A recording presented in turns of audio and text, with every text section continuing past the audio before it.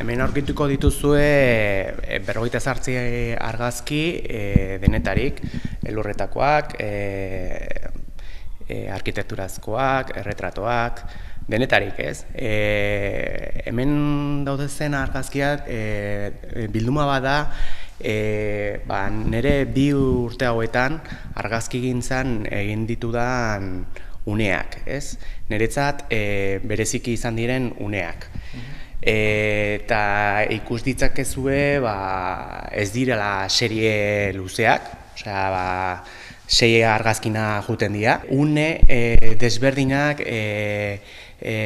nire begietatik ikusitakoak, ez? Askotan pasatzaia leku arruntantik eta ez dugu begiratzen.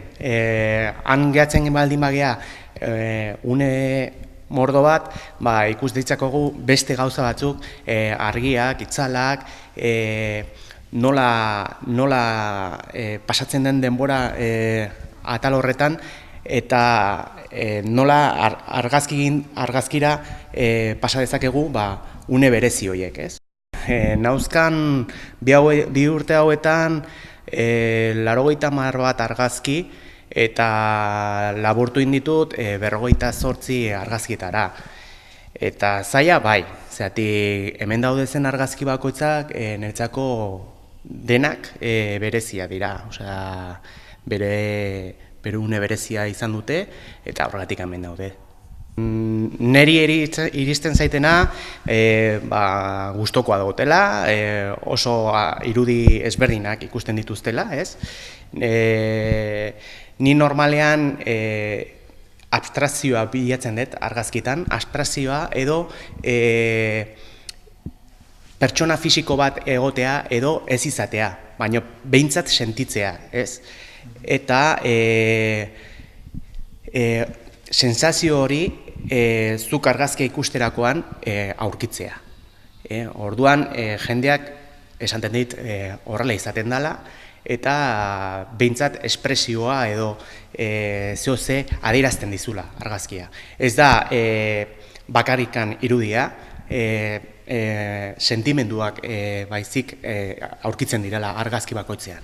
Bakoitzak bere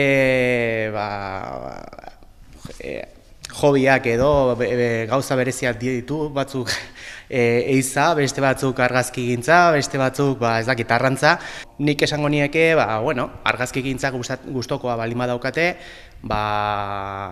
hemen tolosar bat beste argazki desberdinak ikus ditzaketela, eta kanpoan behintzat gustokoa dute, eta premio mordo bat irabazi dituzte argazki hauek, internazionalki eta estatalki. Eta, pixka bat ikus dezakete beste puntu desberdin bat argazkigintzan, ez? Ez bakarrikan dokumentala, hau gehien bat da konkurtso argazkia edo une bereziak inpaktoko argazkia.